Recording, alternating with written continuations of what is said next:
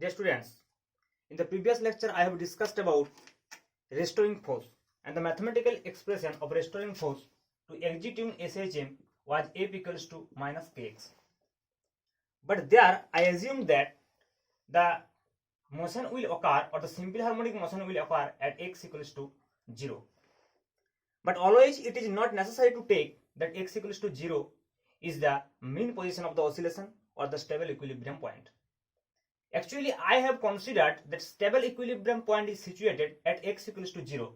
When the motion will occur along this line, then at x equals to 0, the stable equilibrium point will be situated. But this is not the general case. If we take the equilibrium point is not at x equals to 0, instead of at x equals to x naught, something like this. If this is not the equilibrium point, but the equilibrium point is somewhere another thing except x equals to 0. If we take that the equilibrium point is at x equals to x naught, then the force equation will be changed, and the equation will be in that case F equals to minus k into x minus x naught.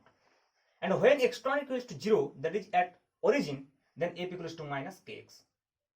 So this equation will be more general with respect to this equation. But if we talk about the restoring torque acting on the system, that is for angular SHM, then instead of force we should write down over here tau, and in that case tau equals to minus k into theta minus theta naught. So this is actually called angular SHM, and this is actually called linear SHM. So with respect to that viewpoint, the SHM will be considered as two types. One is linear SHM and another is angular SHM. Now I like to derive this force equation by using the Taylor series expansion. Now here, as we can find that tau equals to minus k into theta minus theta naught, or F equals to minus k into x minus x naught. But in general, if we take instead of x and theta the generalized coordinate q, if we take the generalized coordinate q, then the generalized force F equals to minus k into q minus q naught. Here q is actually generalized coordinate.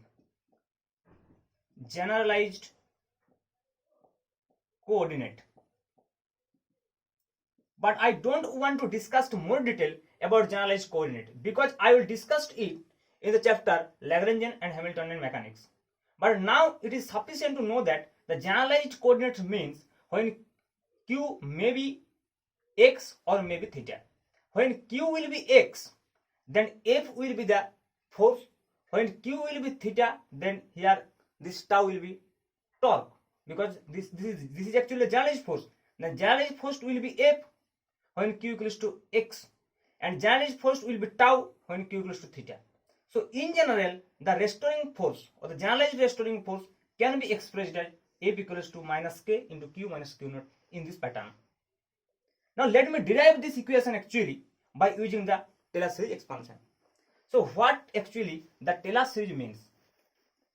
Let me first write down the Taylor series expansion for any function f of x, which can be expanded as Taylor series.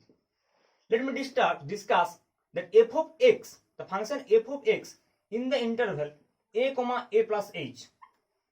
The function f of x in the interval a plus h, the Taylor series expansion of the function, in that case f of a plus h will be f of a plus h f dash a plus h square by factorial 2 f double dash a plus h cube by factorial 3 f triple dash a plus dot dot in this pattern. This is actually the general Taylor series expansion for any function f of x, which can be expanded as Taylor series method. But now we have to expand not the general function, but we have to expand the potential energy function, which is the function of q. Here when we talk about the simple harmonic motion, here the function is potential energy function, and the potential energy function is the function of q, where q is the generalized coordinate. So in that case we can write down q as, in this pattern, that is u of q0 plus q minus q0. In this pattern we can write down. What is q0? Q0 is actually stable equilibrium point. Q0 is nothing but stable equilibrium point. About this point the harmonic motion will take place. Now if we expand this u q0 plus q minus q0 in this pattern, then it will take the form like this. U of, here f of a, here a means q0 and h means q minus q0. So if we expand this function like this, we'll get u of q0 plus q minus q0, here is h. F dash a means here u dash of q0 plus here h square by factorial 2 means q minus q0 whole square by factorial 2. F double dash a means u double dash q0 plus h cube by 3 means q minus q0 whole cube by factorial 3 into u triple dash of q0. Now let me write down this expression in another way. So we can write down over here u, which is actually the function of q, is equals to u of q0 plus, I like to write down first u dash q0. U dash q0 means du by dq at the point q0 into q minus q0. Similarly, plus if we take u double dot q0 as d2u over dq2 at q0 into q minus q0 whole square, divided by factorial 2, and let me neglect the higher power of q minus q0 after this term, that is factorial 3, factorial 4, factorial 5, etc. Now if we talk about only in these terms, because when we talk about the simple harmonic motion, then the amplitude will be so small, and in that case we cannot take the value of higher power or more higher power of q minus q0.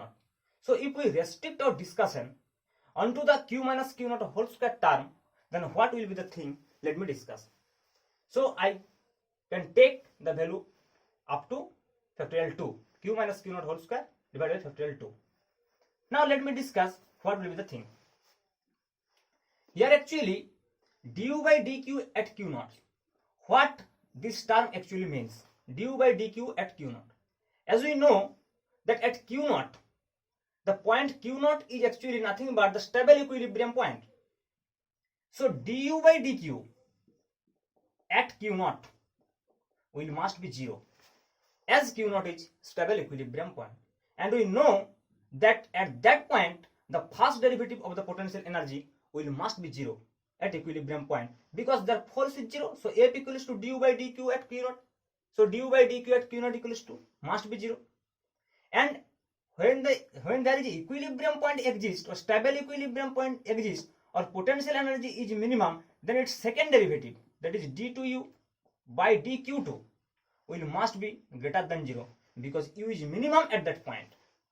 So this term here actually q0, d2u dq2 at q0 will must be greater than 0, and let me it equals to k actually.